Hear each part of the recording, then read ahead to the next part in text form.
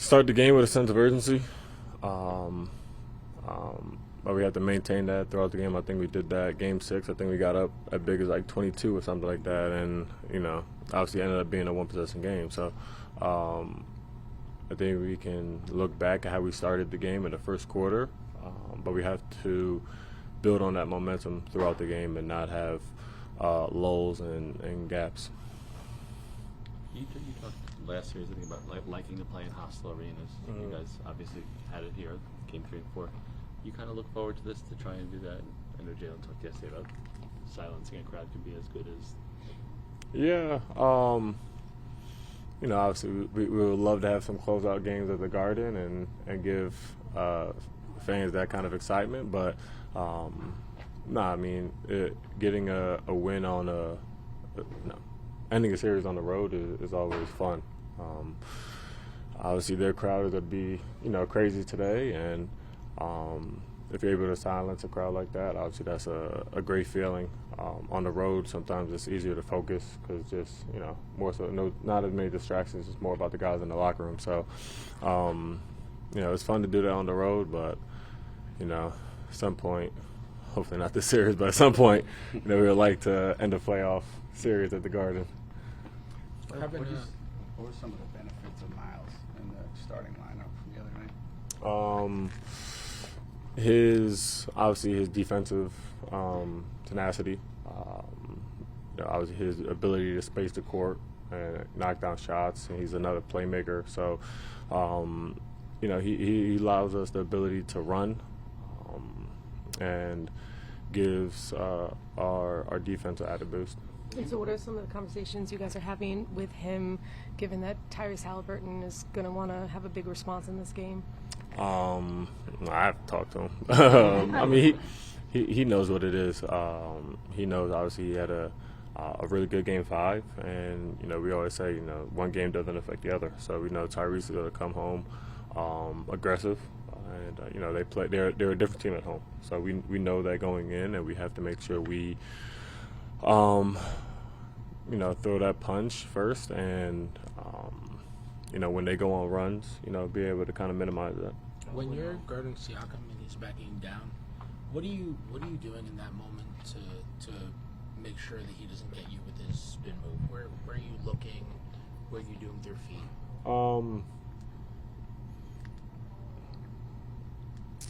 What am I doing? I don't know. You kind of know that spin's coming. Unfortunately for me, there's times where he's just able to shoot over me. If I was 3 inches taller, it might be, a little bit better suited for those turns. But, you know that's coming, so you just have to be sound defensively and just force him into some tough shots. Like I said, there's been a couple where he had I think Game 4 he had one where he turned back. I was there, and he was just able to shoot it off the backboard over me, and a couple ones where he was able to turn to the middle and make a couple tough fadeaways. So for me it's just about making it difficult. Obviously he's 4 inches taller, 5 inches, so I just got to make sure I just try to be physical and just try to affect the shot as best I can. Does your hand placement matter as much in those moments, or is it really just about kind of being in his face? Yeah, I think hand placement a little bit. Obviously, if he fears your elbow, it's a little bit easier for him to spin off. So I think hand placement is part of it, and then the other part is just on that initial bump, not getting bumped off too far where you can't contest. Josh, you called TJ like a annoying whatever motherfucker. Mm-hmm. But is Miles McBride like kind of that in reverse for the other team? I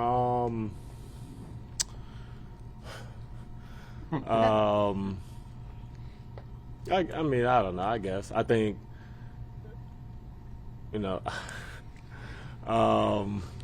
don't know, man. You got to ask them. Ask them that one. But like what you saw from him, like we saw when he started in that Golden State game, like chasing around Steph Curry.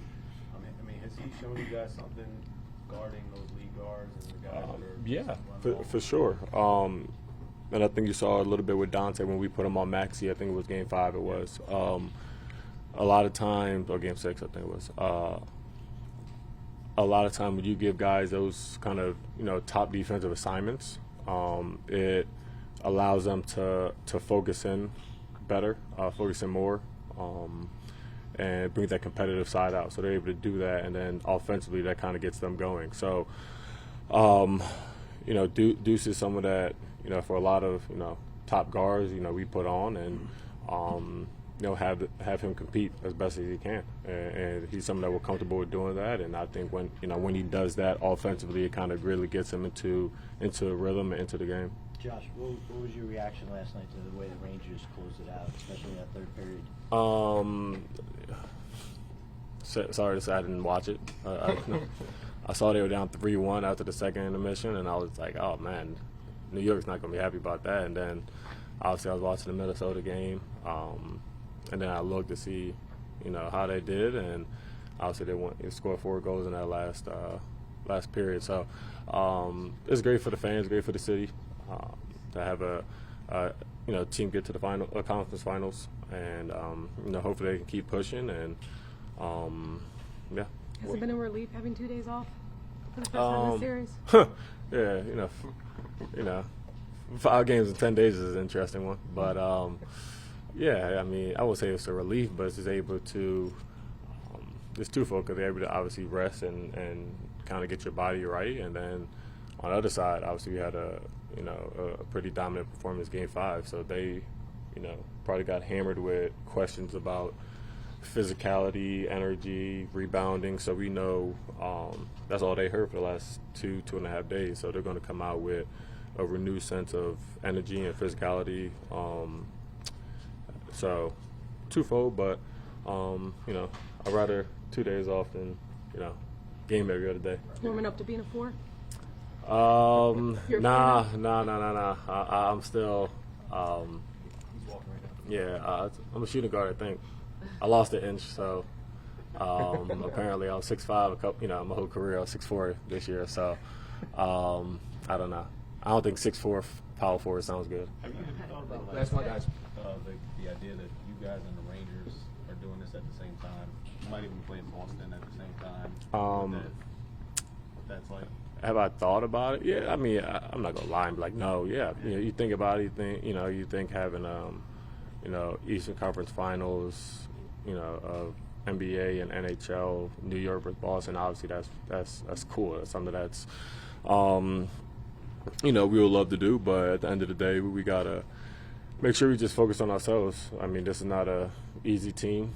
This is not a team that's just gonna, they're down 3-2. They're gonna lay down and call it a season. So we got to handle our business.